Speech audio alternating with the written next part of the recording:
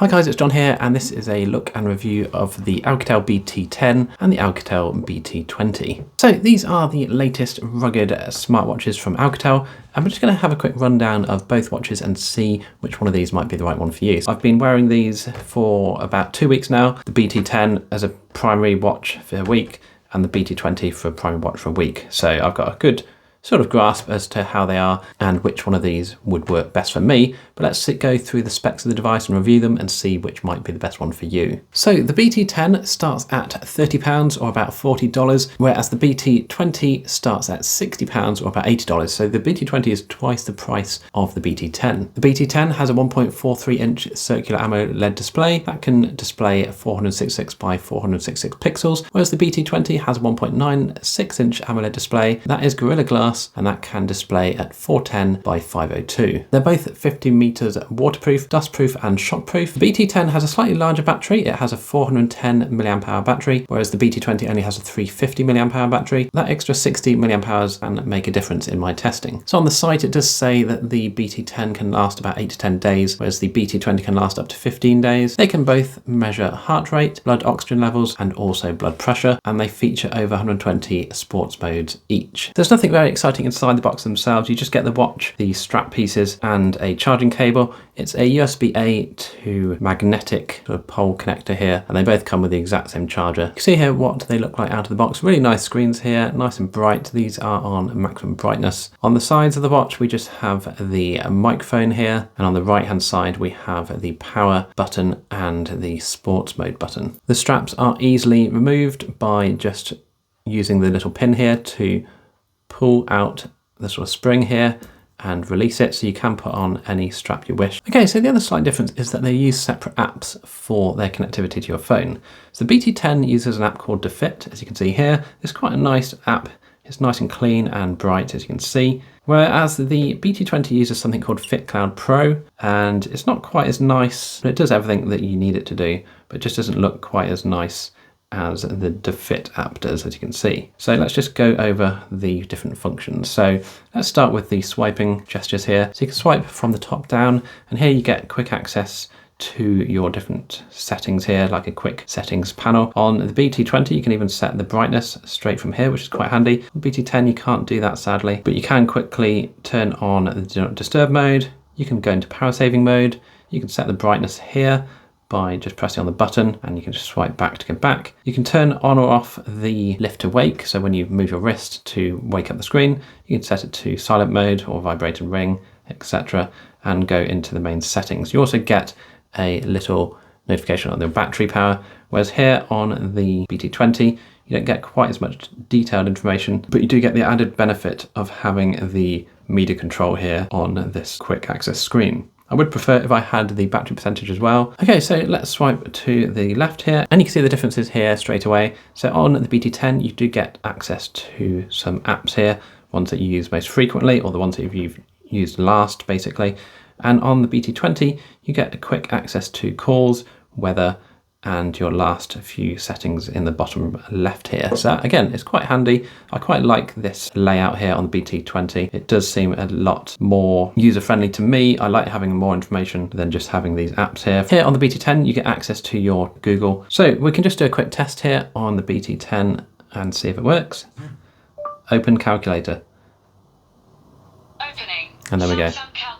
And it's come back through and it's opened up. So yeah, you can use that, which is quite a handy feature here. Okay, if we swipe up from the bottom of the screen here, we get access to our latest messages or notifications. That does include things like WhatsApp and SMS. Okay, and if we swipe to the right here, you can see this gives us access to our main data and apps. So here we're starting off with the activity. So if you start swiping down here, you can see there's a little bit of a scroll bar on the BT20 here.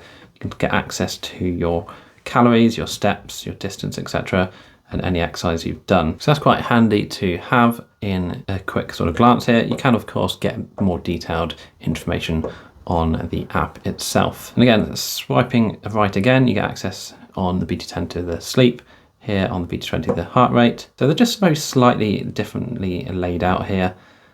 We've got our blood oxygen level here, we've got the weather here. Now I quite like the weather here on the BT10, looks quite nice. BT20, not quite as pretty as the BT10 maybe, but again, it's all the information you need on the screen here. It does seem to make better use of the screen real estate here on the 20. Now we also get a music widget here on the B20, which we don't have on the B10, and you can also add or remove widgets if you so wish, and obviously rearrange them too if you want to. Now the BT10 can control music, but you do have to do that by pressing the sport button here and just scrolling down to player. Right, so let's have a quick look at the different watch faces here and the customization that you can do. So you can see here they have a nice gallery of different faces and styles that you can select from.